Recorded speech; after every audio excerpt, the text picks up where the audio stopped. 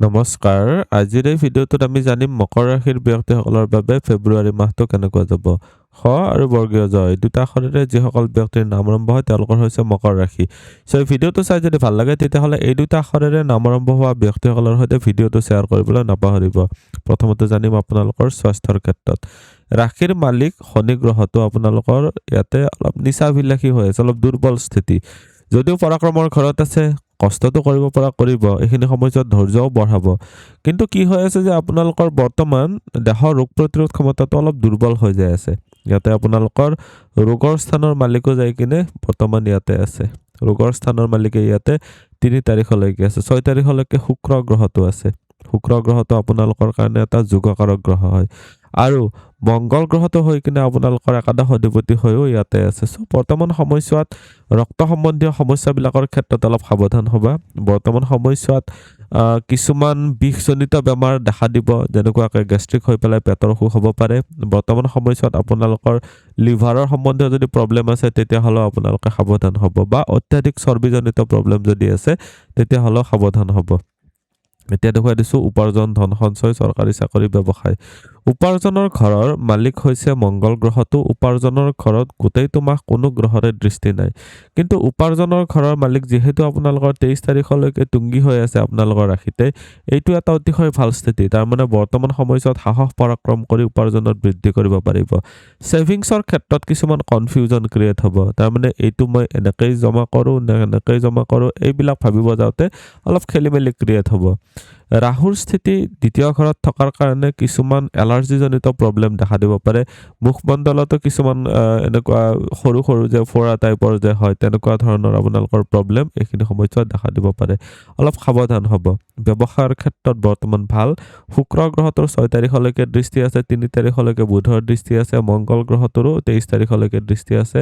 14 তাৰিখলৈকে ৰবিৰো দৃষ্টি আছে ব্যৱসায়ৰ ঘৰত বাকি পাপগ্ৰহৰ যেহেতু এছ'চিয়েশ্যন হোৱা নাই এইটো এটা ভাল স্থিতি যিমানখিনি কষ্ট কৰিব সিমানখিনি উন্নতিও কৰিব পাৰিব এতিয়া আপোনালোকৰ দেখুৱাই দিছোঁ ভাগ্য পিতা ধৰ্ম বা গুৰুজনৰ ক্ষেত্ৰত কেনেকুৱা হ'ব ভাগ্যৰ ক্ষেত্ৰত অলপ বিড়ম্বনা দেখা দিব পাৰে এনেকুৱা হ'ব পাৰে যে আপোনালোকে চেষ্টাটো কৰি আছে হয় কিন্তু ফল পাব পৰা নাই আপোনালোকৰ 23 তাৰিখৰ পিছত মংগল গ্ৰহটোৰো দৃষ্টি আহিব সো ইচ্ছাপূৰ্তিৰ ক্ষেত্ৰত বাৰু ভাল হ'ব তেতিয়া কিন্তু ভাগ্যৰ পৰা বৰ বহুত বেছি আশা কৰি নাথাকিব বৰ্তমান সময়ছোৱাত আপোনালোকৰ পিতা বা গুৰুজনৰ ফালৰ পৰাও অলপ মনোমালিন্য হ'ব পাৰে এনেকুৱা ফিল হ'ব পাৰে যে আপোনাৰ কাৰণে ইমানখিনি হেল্প কৰিব পাৰিলে হয় কিন্তু হেল্প কৰা নাই সো তাৰ প্ৰতি অলপ ধ্যান ৰাখিব পাৰিব লাগিব প্ৰেম প্ৰসংগ বা বৈবাহিক জীৱনৰ ক্ষেত্ৰত চালে লাভ ৰিলেশ্যনশ্বিপৰ ক্ষেত্ৰত ভাল 6 তাৰিখলৈকে ভাল 6 তাৰিখৰ পিছত শুক্ৰৰ সৈতে যেতিয়া শুক্ৰ গ্ৰহটোৰ যুতি হ'ব তেতিয়া আপোনালোকৰ লাভ ৰিলেশ্যনশ্বিপ যিসকল অবিবাহিত আছে তেওঁলোকৰ কাৰণে কনফিউজন বহুত বাঢ়িব যিসকল বিবাহিত আছে তেওঁলোকৰ অকণমান সংগ্ৰাহটো নিয়ন্ত্ৰণত ৰাখক এনে সময়ছোৱা ভাল বেয়া নহয় সময়ছোৱা যথেষ্ট ভালেই ফল লাভ কৰিব পাৰিব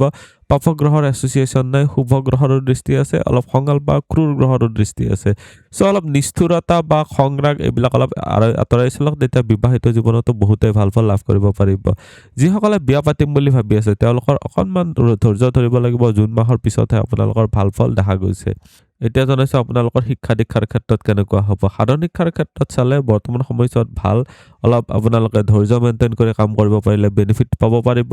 আৰু উচ্চ শিক্ষাৰ ক্ষেত্ৰত চালে উচ্চ শিক্ষাৰ ক্ষেত্ৰতো আপোনালোকৰ ভালে দেখা গৈছে উচ্চ শিক্ষাৰ ক্ষেত্ৰত অলপমান এক্সট্ৰা এফৰ্ট দিব আপোনালোকৰ মগজুৰ স্মৃতি শক্তি অলপ দুৰ্বল থাকিব পাৰে এইখিনি সময়ছোৱাত সো সময় অলপ বেছিকৈ দিব কিছুমান প্ৰাণায়াম বা ব্যায়াম কৰি আপোনালোকৰ মাইণ্ডটো এক্টিভ ৰাখিবলৈ চেষ্টা কৰিব তেতিয়া আপোনালোকে বহুতে বেনিফিটেড হ'ব পাৰিব ধৰ্মীয় কৰ্মীয় ক্ষেত্ৰত আপোনালোকে যদি কিবা ষ্টাডি পষ্ট কৰি আছে সাপোজ শাস্ত্ৰ অধ্যয়ন বা আপোনালোকৰ জ্যোতিষ শাস্ত্ৰই হ'ল বা ধৰ্মীয় শাস্ত্ৰই হ'ল তেনেকুৱা যদি পঢ়ি আছে বৰ্তমান সময়ছোৱাত বহুতেই ভাল দেখা গৈছে আজিৰ এই ভিডিঅ'টোত আমি জানিলোঁ মকৰ ৰাশিৰ ব্যক্তিসকলৰ বাবে ফেব্ৰুৱাৰী মাহটো কেনেকুৱা যাব ভিডিঅ'টো চাই কেনেকুৱা লাগিলে কমেণ্টত নিশ্চয় জনাব